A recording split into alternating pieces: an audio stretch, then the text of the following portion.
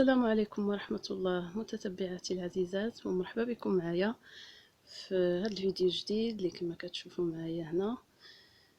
وجدنا فيه هذا المخمار او الشيار، كل واحد كيفاش كيسميه على حسب المنطقة.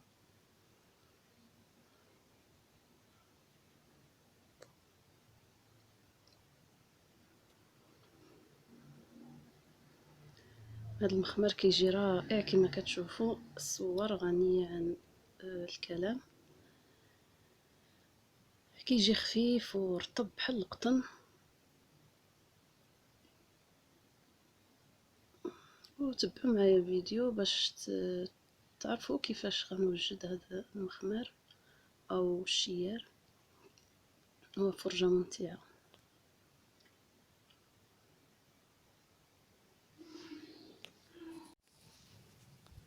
على بركة الله غنبدا نوجد دابا العجينة، ونذكر لكم المقادير. استعملت هنا نصف كيلو ديال الدقيق الابيض او الفورس، ما يعادل 500 غرام، ونص كيلو ديال الفينو الدقيق الاصفر حتى هو 500 غرام، وملعقة كبيرة ديال خميرة العجين، وملعقة كبيرة سكر سنيدة، والملح حسب الذوق. هنا استعملت انا ملعقة صغيرة عامرة، وكنضيف ربع كاس ديال الزيت.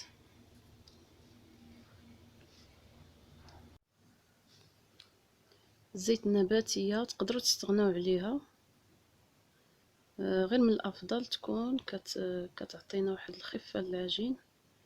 وهنا غنجمع المكونات بماء عادي، الا كان الحال بارد تقدروا تدفيو الماء شويه. بما انه الحال سخون انا استعملت غير الماء بارد.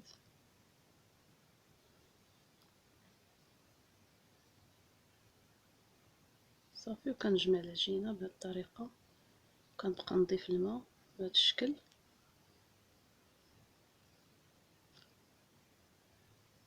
كما كتشوفوا راه مازال ما تعجناتش مزيان، ولكن هذه هي طريقتي في العجينه. غادي نخليها تطلق واحد شويه، واحد 10 دقائق، ونرجع نكمل العجين ديالها. ودابا غنغطيها ونخليها ترتاح. بعد مرور 15 دقيقة على العجينة، كما كتشوفوا كنفزق يديا وكنبقى نخدمها بهذا الشكل. راه ما كتحتاج لا دليك لا والو، وغنحصلوا على عجينة لينة ورطبة.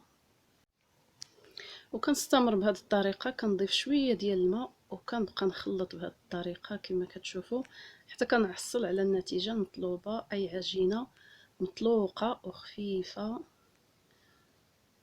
صافي، وغنخليها ترتاح ثاني واحد 15 دقيقة.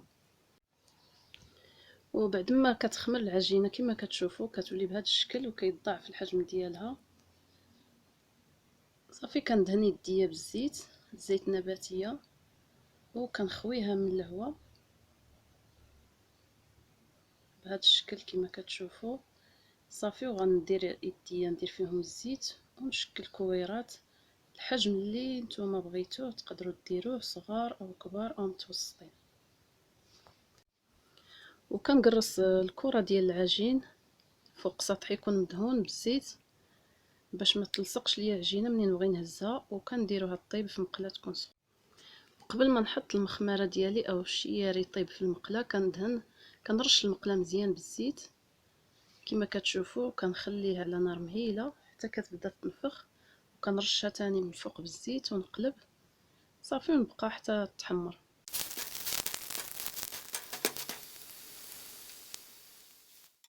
وها المخمر ديالنا وجد.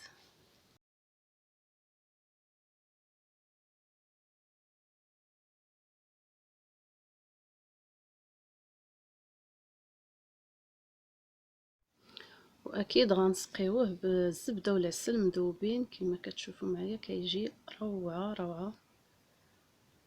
تبعوا فقط المراحل ديال التحضير، وانا متاكده انكم غتحصلوا على نفس النتيجه. وشكرا على المتابعه، الى اللقاء في فيديو قادم ان شاء الله على مطبخ كويك كوك.